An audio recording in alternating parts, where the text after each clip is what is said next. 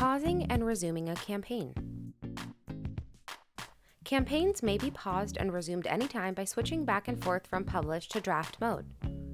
When you pause a campaign, it will temporarily stop the actions from firing off in a campaign until you republish it.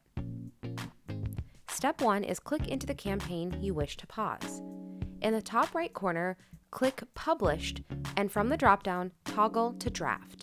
This will pause the campaign, and anyone who is in the campaign will be listed as paused under their status.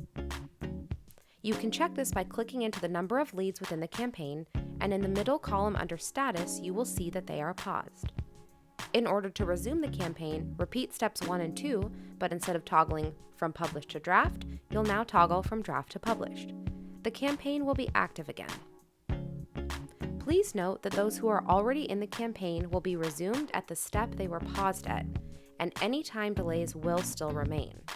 So for example, if they were paused after step 1 and step 2 is an email that is sent out after 60 days, when the campaign is resumed, that 60-day countdown will begin.